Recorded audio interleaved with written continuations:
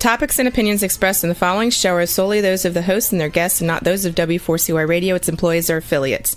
We make no recommendations or endorsements for radio show programs, services, or products mentioned on air or on our web. No liability, explicit or implied, shall be extended to W4CY Radio or its employees or affiliates. Any questions or comments should be directed to those show hosts. Thank you for choosing W4CY Radio.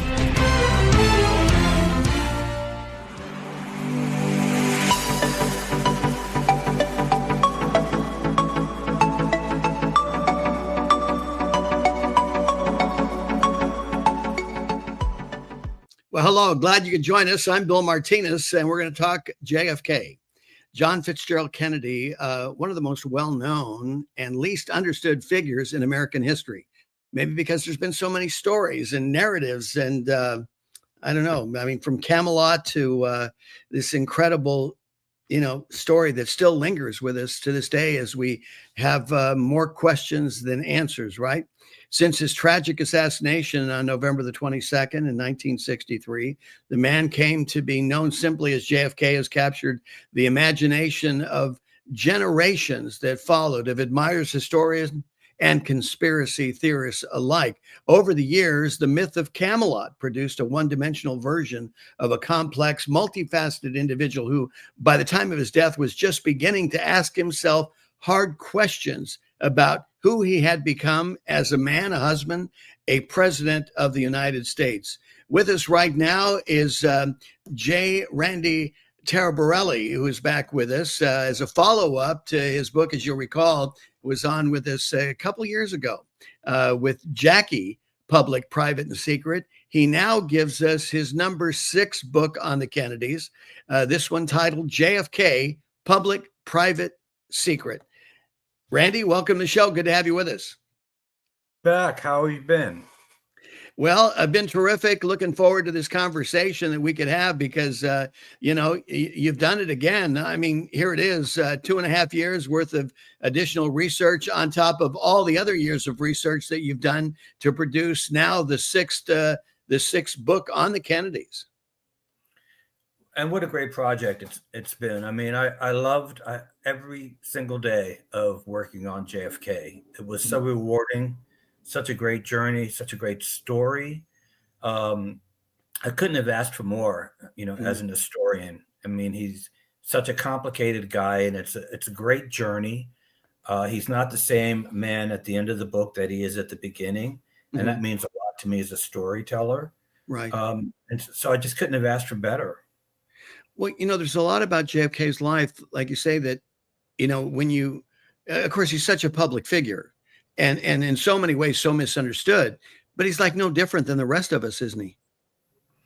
Well, that's the case with most of my subjects. And I think that's why the Kennedys resonate with my readers, because you wouldn't think that America's royalty would have so much in common with, the everyday experience. But what I've found in my research and in my writing is that, pain is pain, tears are tears, heartbreak is heartbreak, and joy is joy. And we all have that human experience in common.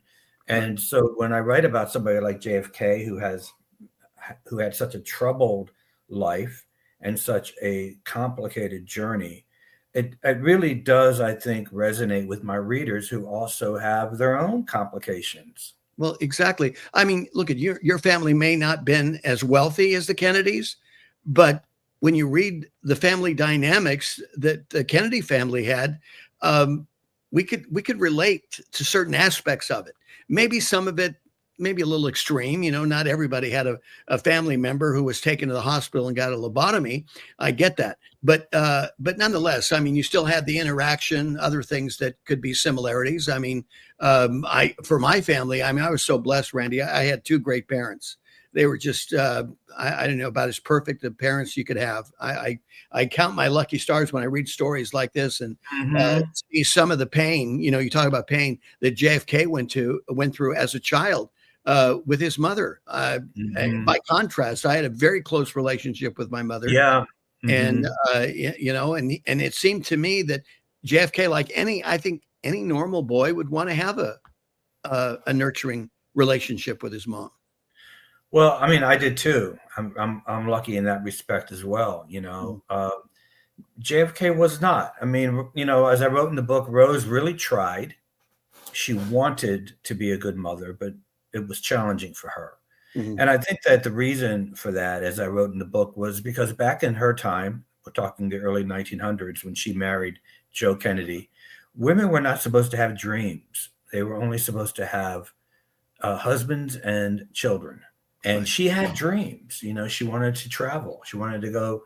She wanted to be educated, and she wanted a big life. And she ended up marrying a very complicated man who was not faithful to her. Mm-hmm. She was having 9 children, and and I think that she felt trapped. Right. And so I think Rose it's a very contemporary story in that respect, mm-hmm. because I think many women can relate to that, but especially back then, right. Women felt trapped, but unable to express it. Right. Today it's more easily expressed. Back then it wasn't, and it was they felt secretly trapped, and I think that was Rose Kennedy's story. And I think the parallels today, Randy, as you mentioned, is that we're all blessed. I look at it this way: we're blessed with certain specific talents and giftings that need to be expressed. I saw this dynamic occur in businesses that I had consulted with, where I would see their staff frustrated because they were round pegs and square holes. And Rose Kennedy was a bit of that, which was not of her doing. It was just the time in which she was born in. Here you've got somebody with this talent and ambition, and that's like being an artist without a canvas, right?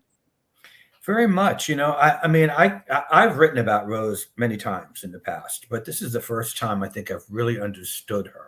Mm-hmm. Because the popular portrayal of her is just sort of stoic, stalwart, prayerful. It's been very sort of caricature ness of the Rose Kennedy caricature, and I think in this book you actually are introduced to the real woman. Mm-hmm. And I thought it was so interesting in Janet Auchincloss's oral history at the Kennedy Library, Janet being Jackie's mom. Right. And she said that the first time she met Rose, what struck her was that Rose was constantly adjusting the collar of her blouse, and that her hands were trembling, and that she seemed to just be on the edge of a breakdown. And in many ways, I think that, she would today be considered somewhat neurotic. And we certainly didn't think that of Rose Kennedy, back then, because, when she was on television, she was more buttoned up and performative. But in her real life experience, I think that she was very troubled, and I think she had a very difficult life. Did she take the charge of the Kennedy image more upon herself than Joe? I think and to an extent that was more Joe's doing. Mm-hmm. Joe, there was an image that Joe wanted to protect, and it's one of the reasons why when he sent his daughter Rosemary away, he made sure that the siblings had no communication with her, especially the boys, because he wanted them to have plausible deniability were they to go into politics, and he planned for them to go into politics. And so Joe was always concerned about the family image, Rose as well, but I think that she was more preoccupied with her own issues and with her own problems than Joe was. Joe was very much all about the children and about the image of the children. Well, and all this was part and parcel of the public life and early beginnings of one John Fitzgerald Kennedy. Let's unwrap a little bit more of his public life as he grows up and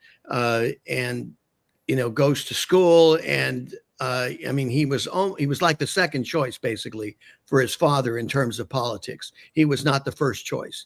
The older Joseph Jr. was to be the one that was going to go to Congress and become the next president, right? Yeah, from as far back as when Joe Jr. was at Harvard, they were pretty much announcing that he was going to be the next president. Mm-hmm. And he was smart and funny, charismatic, good looking.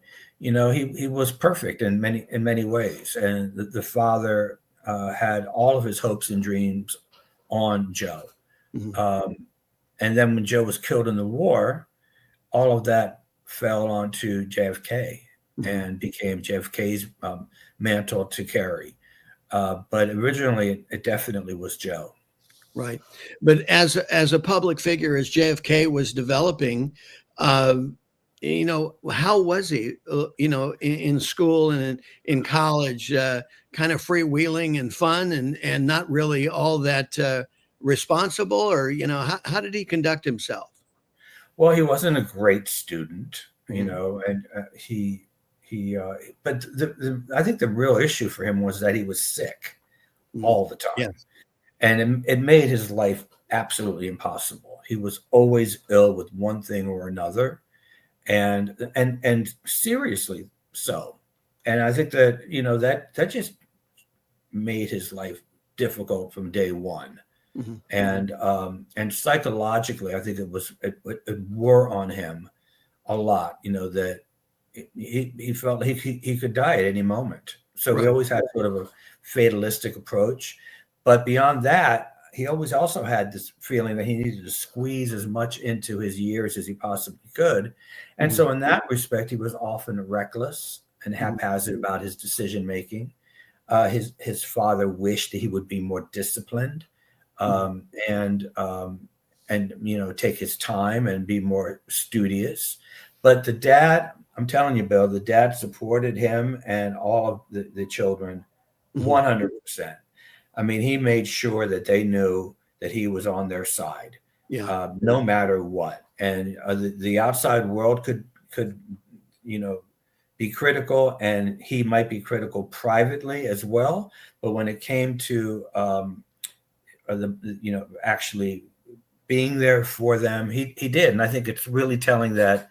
And I often laugh about it because Rose Kennedy would often send form letters to her children, and she would write their names at the top, and it would just be the same letter. Right. And she'd write each child's name, dear Eunice, dear Bobby, dear Teddy. But Joe Kennedy would actually sit down and write to each child a long letter, very often, at least monthly, addressing each of their concerns and what was going on with them in school, and what medications they should be taking, and what they should do for the next for the next step in their lives. I mean, he was really, an available parent to them. Right. Mm-hmm. Now, you mentioned, that JFK was a sickly child, and there was a time, I think, that his mother didn't even go and visit him in the hospital, right? Yeah, when he had scarlet fever when he was about 3, she did not. And JFK did not know she wasn't there. He was only 3. But later on, when he found out, then he really had a lot of questions about that. Right. But as I wrote in the book, Rose felt the best thing she could do was pray. That was her contribution. She would be home and she would be saying the rosary, and she felt that was her contribution. I understand this because I was raised Catholic. Yeah. Yeah. Oh yeah. So I get this in a way that maybe some others might not. They might think, well, she was being so selfish, or what is wrong with her? But I get that she felt that what she didn't want to do was go to the hospital and get sucked into the drama of what was happening there. So much so that she would lose her focus, which in her mind was on God and prayer. Yes. And so she stayed away. And many people didn't understand that. Even Jackie didn't understand that years later when she heard these stories. You read Jackie's oral histories in the JFK library, and she's very critical of Rose, of the way Rose treated JFK, back then. But Rose had her ways. Yeah. So it was more of would you say more of a perception, an outside perception of Rose, that she was probably perhaps more nurturing than she's given credit for? Maybe she's no, I wouldn't say that. Okay. All right. Okay. I wouldn't say, I mean, I don't think that she was nurturing in her own way. Right. But I think that was not necessarily the best way for a mother to be nurturing, I mean, she was very meticulous. She had index cards with all of their medications on it and their little, and she would sit them in the dining room and she would point to different maps and she would teach them about, the world. But when it came to, real human connection and that, connection, exactly, Bill, but she just couldn't do it. It just was not there. Right. Interesting. So now JFK, his brother dies. He now is on the path and becomes the inheritor of the political ambitions of his father. Tell us about that, him making that transition. Well, the transition actually began before Joe died, but it wasn't implemented until after Joe's death. But prior to Joe's demise, JFK had already begun to feel the sort of the need to be a public servant, and and he had served in the military, and it didn't have to. He could have. Believe me, there were a million ways for him to get out of it because of all of his difficult, physical ailments. Right. But he really wanted to, and he got in. He served. He was a war hero with PT 109, and then Joe. Yeah, because died. even on that boat, they didn't want to put him on the boat because of his physical deficiencies, right? Exactly, and he went around his father and connected with somebody who got him on that boat. And much to Joe Kennedy's dismay, because he just really did not want to take a chance on losing either of his sons. Exactly. And everyone knows the story of PT 109, and JFK became a hero as a result of that. And then Joe Kennedy died, and JFK then went into politics, and he ran to be a congressman, and he won. And the thing about JFK was that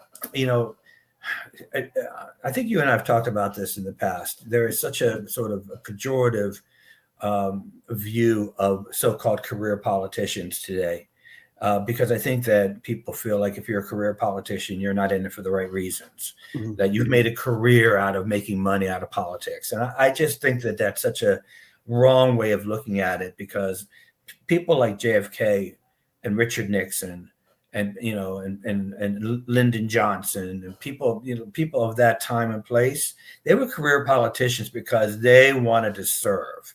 The same with George W. Bush, and George H.W. Bush. I mean, these men wanted to serve. It was what they wanted more than anything, to be a public servant, not for the money, but to serve the public and make a difference in the country. Right. And that was always what JFK wanted from the very beginning. He wanted to make a difference in the country. Right.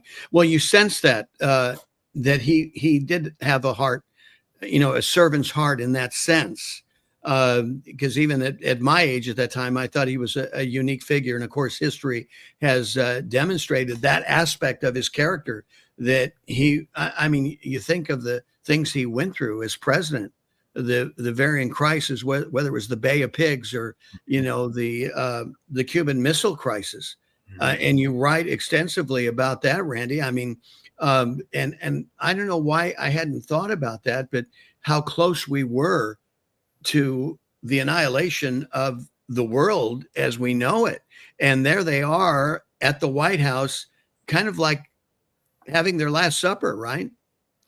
You're right, and I really appreciate you saying that, because I really think that if you read the book, what you really come away with is sort of a real primer in Kennedy history and in American history of that time. And you'll get to understand on a different level the Bay of Pigs, the Cuban Missile Crisis, the Berlin Wall, Castro, Khrushchev, the mafia. You really, for me, it was just a real education every day for 2.5 years. And I really want people to read the book, because the way that I presented it was, you don't have to do a deep dive into these subjects. There are people who've written entire books about the Cuban Missile Crisis. Right. But with me, in my book, you will get everything you need to know, and the 4 or 5 chapters that I gave to that subject. then you can move on to Vietnam, and you can move on, to different elements of history. And I really think that, as well as the personal life, what you really get from this book is the presidential life of JFK. And I'm really happy about that, because lots of people don't know in detail what the Cuban Missile Crisis was about. Exactly. And I thought, and as I was writing this, I was thinking, do people know this, or am I wasting my time here? But I have to tell you that I'm glad you did that, Randy. I mean, that was an eye opener for me, in terms of, like you say, the reader being able to relate to another human being, a president of the United States. And, we just talked about his servant's heart, and how he was for the people, and how this extreme pressure was on him. And in spite of his cabinet and all his counselors, it reminded me of kind of an Abraham Lincoln moment, where Lincoln, takes a poll of his cabinet and says, "What do you guys think?" And they all, gave their opinion, and they were unanimous on their opinion. And Abraham Lincoln says, "I'm doing the exact opposite." I didn't know that. That's really cool. That's really cool. I did not know that. If I had known that, I would have used it in the book, Bill. Well, because it's really good. Yeah. Well, and so it kind of reminded me of, that dynamic and that exchange as to what's going on, because here's JFK. I mean, look at his age and his experience, and he's got all the king's horses and all the king's men around him with all this experience, and he's the one where the buck stopped, right? It didn't go any further. Well, what's interesting to me is that that had not been the case earlier with the Bay of Pigs. Yeah, a year or so earlier, during his first 100 days in office, he was confronted with this a Cuban invasion that had been planned during the Eisenhower administration, that JFK inherited, and it went very badly. And it's because he listened to the war hawks around him, some of which came from the Eisenhower administration. He trusted them, and they were wrong. Right. And the CIA got involved, and they were wrong. It was a disaster, and it could have really ruined his presidency. Exactly. But he took accountability for it, as I wrote in the book. Even though Jackie didn't want him to take accountability, and neither did Joe, the father, because they felt like the CIA had sabotaged him. But JFK knew that he needed to take accountability, and he did. He went before the American public. He took accountability. He said, "This is my fault." He didn't blame the other guy. He said, "This is my fault." And his approval rating went up 8 to 85%. Exactly. Amazing. Yeah. It's amazing what the power of truth can do, right? And responsibility. And right. Like I said, I mean, he could have taken the counsel of other people saying, "Hey, don't take responsibility." I mean, his own brother said, "Hey, don't take the responsibility.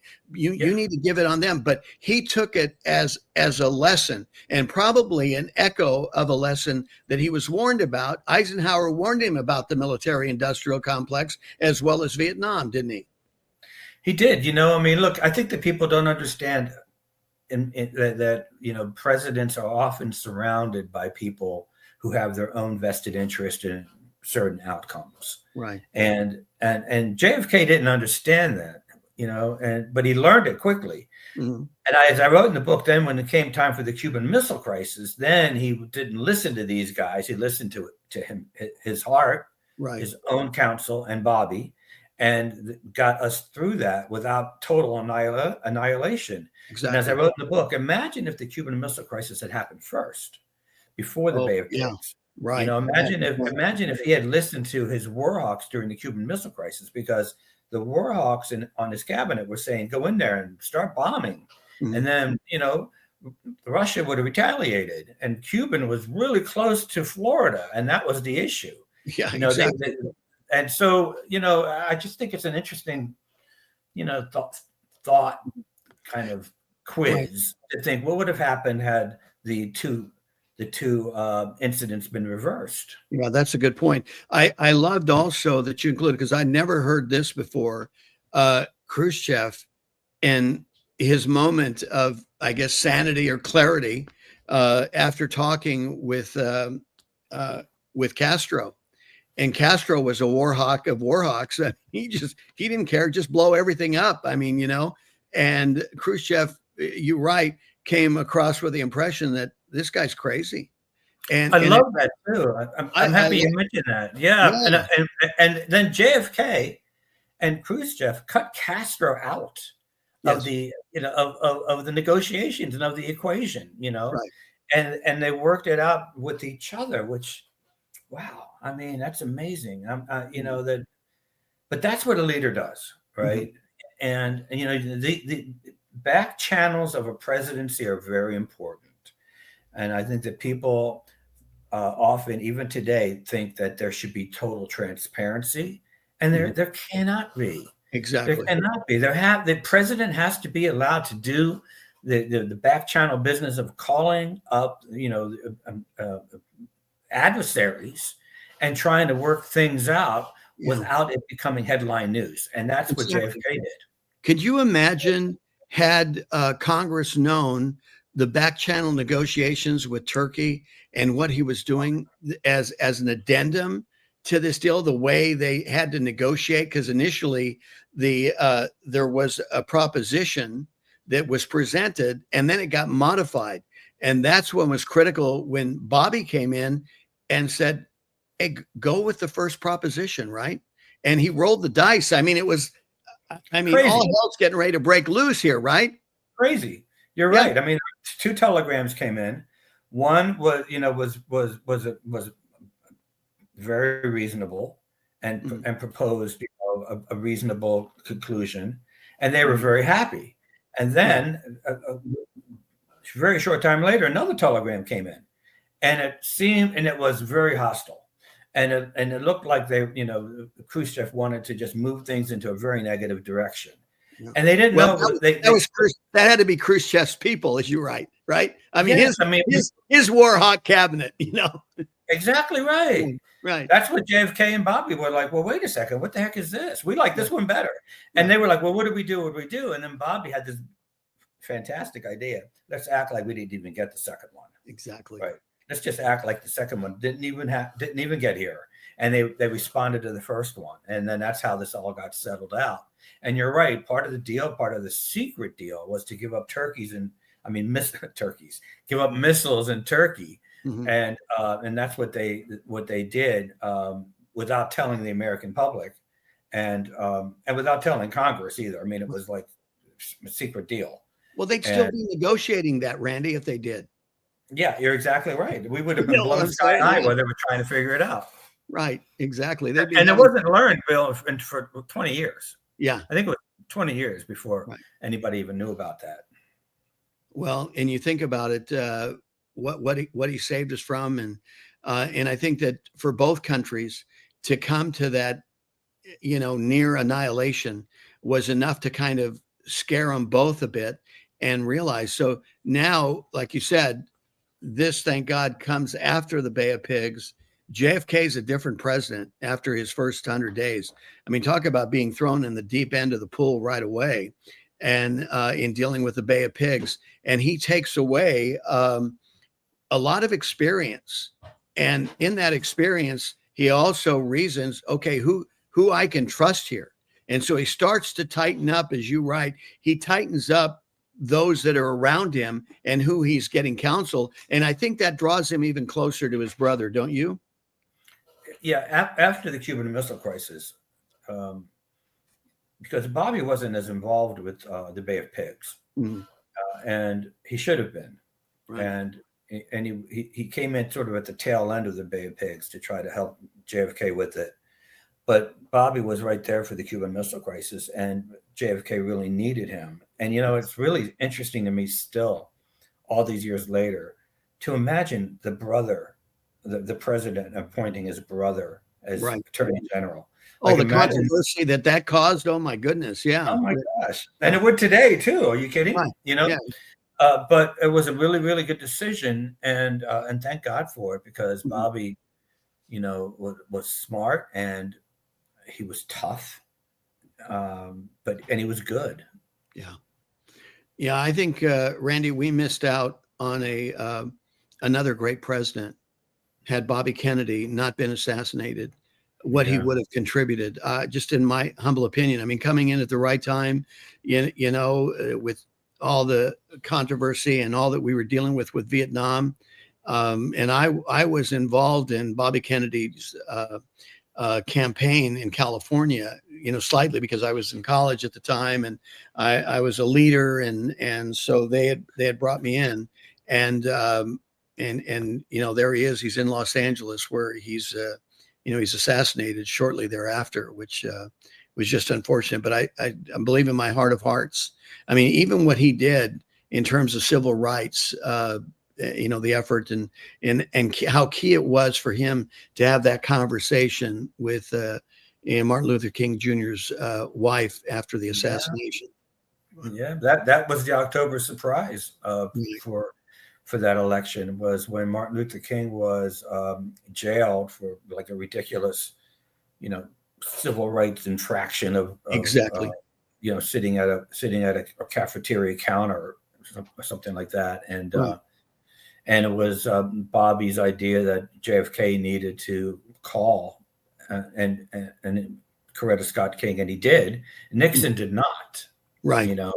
Nobody wanted to take a chance. I mean, even Joe Kennedy was upset. Right. Nobody wanted to take a chance with the black vote at that time, because they were concerned about how it was going to be perceived by white racists at that time. Right. But JFK, he did it, and Martin Luther King's father came forward and said, if he can dry the tears of my daughter-in-law, then he's the man for me. Exactly. And that really clinched the black vote. And considering that JFK only won by like 100,000 votes in this country, I mean, it was that tight, like 100,000 votes separated him and Richard Nixon. That black vote was important. Oh, yeah, without a doubt. Well, we went to bed that night thinking that Nixon had won. Woke up the next day, headlines are different. And of course, one of the key leverage points was the involvement of the mafia there in Illinois, right? Well, I think so. As I wrote in the book, I'm not 100% sure about the mafia's involvement, in the sense that, the best sources for that are the mobsters. And my experience with mobsters is that you can't trust them, or to be question their credibility, do you? So I try not to trust mobsters too much. And believe me, I've interviewed a lot of mobsters in my lifetime, because I wrote a book about Frank Sinatra. So Lord, I know, and I'm Italian, so I know a lot of mobsters. Right. But I don't necessarily trust them as sources. So I did a deep dive into the mobster involvement, and what I came away with was I'm not quite sure how influential they were. That's not to say that Joe Kennedy wasn't buying votes and doing all kinds of things with cash, and who knows what he was doing. But my conclusion is that he didn't really need the mob. He kind of knew how to do this on his own if he really wanted to do it. Right.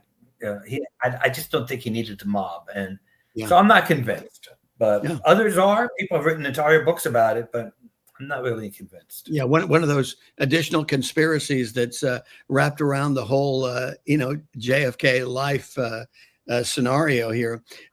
Regarding his private life, you write about, of course, this marriage between he and Jackie.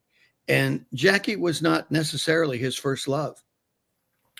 No, she wasn't at all. His first love was a woman named Inga Arvid, and she was a fantastic Scandinavian blonde woman that he knew when he was 24 years old. She was a little bit older. She'd been married twice, more experienced. They really hit it off in Washington, and he was crazy about her, and she was crazy about him. But there was a rumor at the time that she was involved in some way with Hitler, and she was a Nazi spy. And at that time, right at the beginning of the war, you couldn't even have this kind of a rumor without it just painting your entire life. And Joe Kennedy, with his eye toward JFK's future, just would not allow it. And he made it impossible for the two of them to continue by having JFK transferred to South Carolina from Washington, giving him as much distance from Inga as possible. And even though they did try to continue their relationship, it was, with Joe Kennedy against you, it was just was not going to happen. Right. And within 6 months, it was over. But JFK did try, as I wrote in the book, many times to go get that back, to go back to her and try to figure out a way to return to her, but it just wasn't possible. So Jackie comes on the scene. Break that down for us. Well, then Jacqueline Bouvier, who was like in her early 20s, I don't know, 23 maybe. She came onto the scene, and as I wrote in the book, she was perfect for JFK on paper. Oh, Joe loved her right away. Joe, and I think even Rose had affinity for her. Most people did, because they weren't looking at her in terms of a romantic relationship for JFK as much as she was perfect on his arm. Rose said something like, she makes a good appearance at the dinner table, right? And Jackie, even, and JFK and Jackie didn't have like a romantic spark between them. As I wrote in the book, today it would just be considered that they were just, not suited for one another. It would be thought of as a lack of chemistry today, right? Because they just didn't have that chemistry. Right. But when Jackie's mom, Janet, asked Jackie how she feels about him, or do you love him? Jackie's response was, I enjoy him, which wasn't quite the same thing. Right. And JFK felt the same way. He enjoyed her. Yeah. And then they married, and and it was an arranged marriage, really. Right. I mean, that's exactly. And throughout the marriage, I mean, JFK could not maintain a monogamous relationship. It was very well publicized. She knew about it. And I guess like her mother-in-law just decided to kind of manage it. And you go through that, and then you read in your book, on the night before the assassination, there seems to be a turn, and this happened not just that night before, but it kind of led up, and you kind of punctuated it with a private moment between the two of them, that you start to see that maybe they are falling in love with each other. Well, definitely it was a long process. Yes. I think I outlined it in the book, the different moments along the way when they were getting closer, from around 1960 into 1963. It took some time, but by 1963, when Patrick died, I was going to say, right, exactly. Yeah, that really bonded them much closer, and people in their lives have been waiting for this to happen. People in their lives have been waiting. And there's a great scene in the book when, at their 10th wedding anniversary, which they celebrated with Jackie's mom, Janet, and with Jackie's stepfather, Hugh, in Newport, Janet and Hugh were watching Jackie and Jack on the beach, walking hand in hand, sort of lost in their own little world. And Janet turned to Hugh and she said, my, it's finally happening. Wow. Yeah. Because everybody wanted it. They wanted them to be happy. Right. And as I wrote in the book, they really were happy. And they were beginning to talk about renewing their wedding vows in 1964, which would have been their 11th anniversary. And when Janet and Jackie, mother and daughter, were making these plans, Janet turned to Jackie and she said, my gosh, after everything that you've been through with this man, you really do love him, don't you? Right. And Jackie's response to that it's really amazing. She said, I do love him. And she said to her mother, but it's we who made him. It's we who made him. And in other words, she was taking accountability for her own part in their bad marriage. Right. And I think that the book is really about forgiveness and accountability.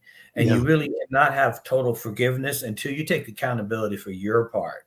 And if Jackie had just spent the rest of her days, or the short time that they had together, blaming him for his actions, they never would have gotten to the point of forgiveness that they had gotten to by the end of the book, and by the end of their life together. So it's really such a great story, and I think it means a lot to people to know that they were on that path, because I think that just as Jackie's mom said at that time, my, it's finally happening. I think that my reader maybe feels the same way. I think so too. And I think also when it gets to the point where, Jackie finally says, okay, enough of the philandering. And she puts a line in the sand here and says, no more. I mean, it started with another person who was in the White House. You even mentioned, and I think there's been other anecdotal stories about Marilyn Monroe. And I think this might be a little bit of surprise for some people in your book. You make it clear that you did not find any evidence of a intimate relationship between the president and Marilyn Monroe.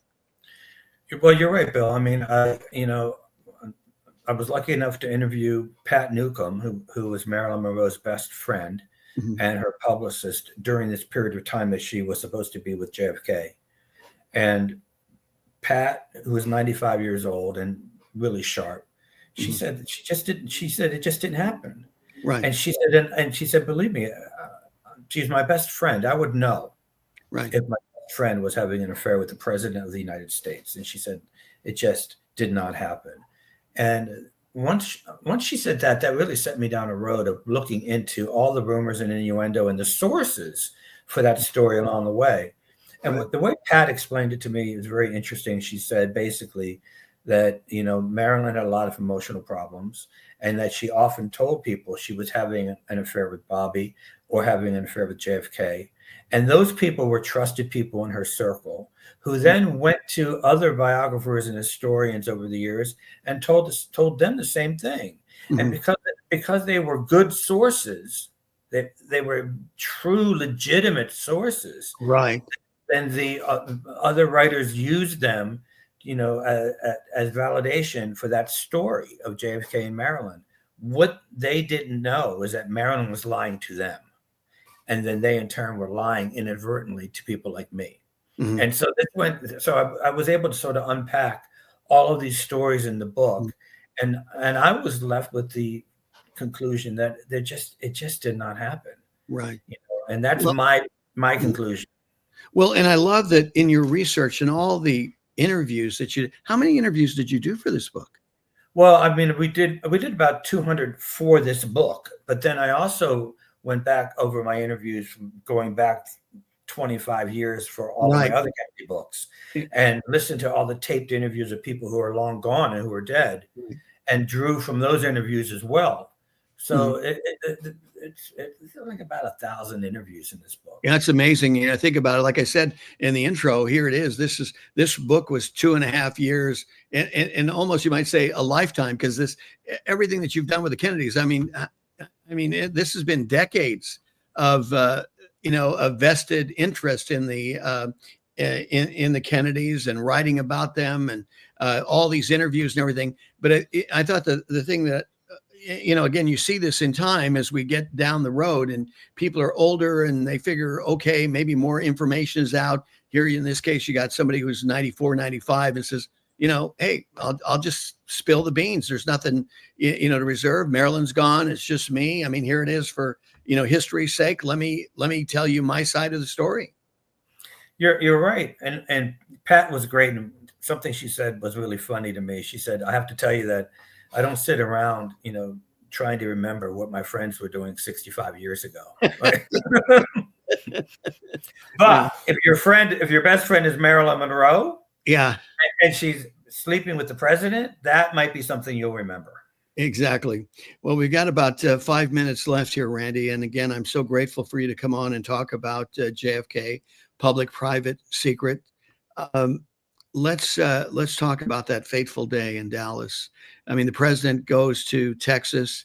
He's on a campaign tour. I mean, this is to get everything rolling, for the next campaign, the 1964 presidential campaign. And Texas is critical. He sees it as very important.